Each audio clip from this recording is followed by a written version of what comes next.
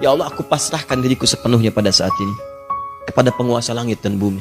Kalau aku sholat selama ini, atau aku ibadah ya Allah, atau aku hidup sampai dengan sekarang, atau Engkau bahkan wafatkan aku dalam sholat ini, Engkau wafatkan aku dalam sholat ini, aku ikhlas ya Allah. Aku ikhlas.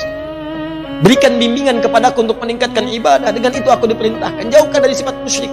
Mulai sekarang aku berjanji ya Allah, aku akan lebih patuh kepadamu.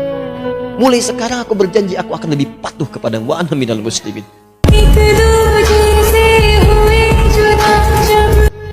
Yang pokok dalam wudu itu ada 4. Sisanya sunnah. Awas, kalau yang 4 ini tidak sempurna maka batal wudunya.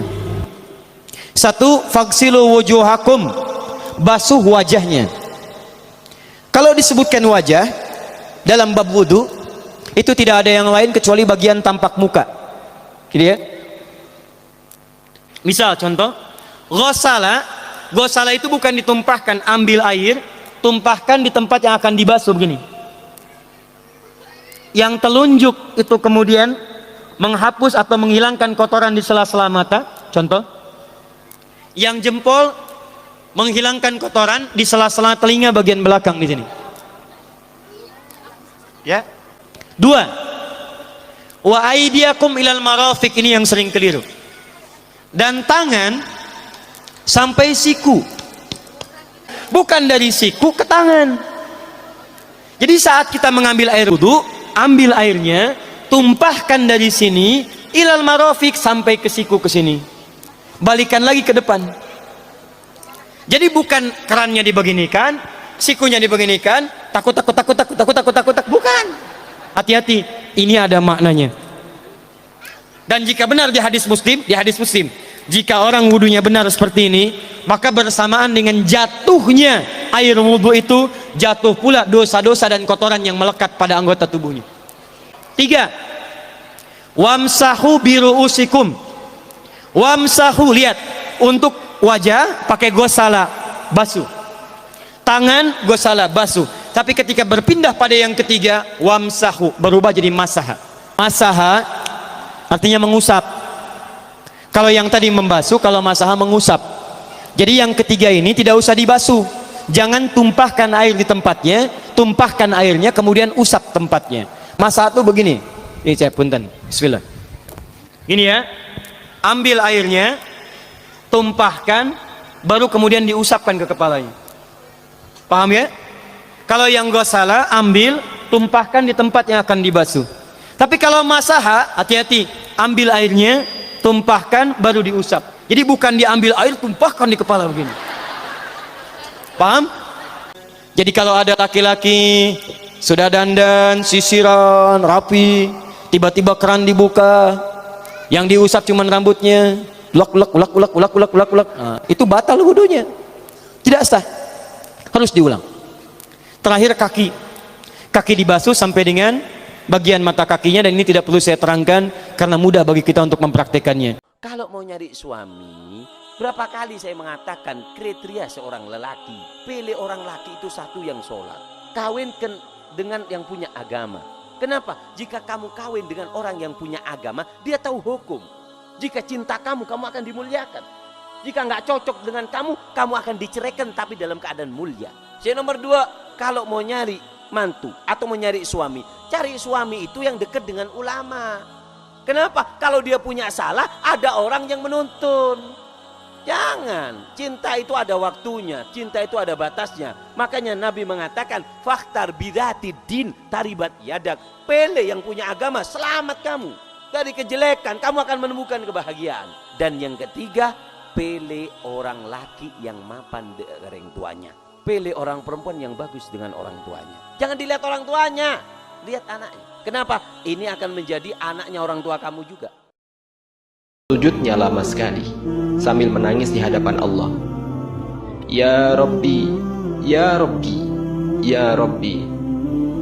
Lalu Allah mengatakan, bangun ya Muhammad, akan kuberikan apa yang kau minta. Ya Allah, selamatkanlah umatku dari syirat. Lalu Allah berkata, maka tunggulah di ujung syirat. Nabi Muhammad menunggu kita di ujung sirat sambil mengatakan, Allahumma sallim, salim, Allahumma sallim, salim, Allahumma sallim, salim. Ya Allah selamatkanlah, Ya Allah selamatkanlah, Ya Allah selamatkanlah. Maka yang amalnya banyak, ia akan berhasil melewati sirat. Ada juga yang lalu jatuh ke dalam neraka. Ketika beliau tahu umatnya masih banyak di dalam neraka, langsung ia sujud kembali di hadapan Allah, sujud yang sangat lama. Allah mengatakan, Ya Muhammad, bangkitlah, bangkitlah dari sujudmu. Apa yang kau inginkan? Ya Allah, selamatkanlah seseorang dari api neraka yang di dalam hatinya ada iman, walau sekecil biji kurma. Akhirnya Allah berkata, selamatkan mereka. Nabi langsung pergi ke pintu neraka dan menyelamatkan mereka. Ketika bertemu dengan Rasulullah, mereka dalam keadaan habis disiksa luar biasa. Wajah mereka, tubuh mereka pun rusak parah. Rasulullah melihat mereka dengan air mata kasihan, memeluk mereka dan dipersilahkan masuk ke dalam surga. Setelah selesai, Nabi kembali ke hadapan Allah.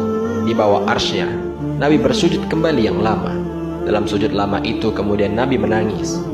Ya Allah. Allah berkata, Ya Muhammad, kenapa menangis?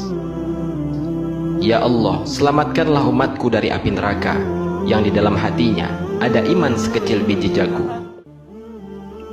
Maka keluarlah lagi sekian ribu, sekian juta dari umat Nabi Muhammad. Setelah itu, Nabi kembali lagi ke arsy-Nya Allah. Ya Muhammad, bangkit, apa yang engkau inginkan? Keluarkanlah umatku dari dalam api neraka yang di dalam hatinya masih ada iman sekecil biji zarrah. Lalu Allah berkata, aku izinkan. Lari lagi Rasulullah SAW ke neraka, menyelamatkan umatnya kembali, dan kembali bersujud lagi. Ya Allah, kata Allah, Ya Muhammad, apalagi ya Muhammad, bukankah aku sudah menyelamatkan banyak dari umatmu? Ya Allah, demi kasih sayangmu yang engkau miliki, selamatkanlah umatku yang mereka tidak punya amal kecuali hanya mengatakan La ilaha illallah. Kata Allah, aku izinkan. Nabi Muhammad kemudian lari lagi ke neraka, menyelamatkan kita dengan seizin Allah.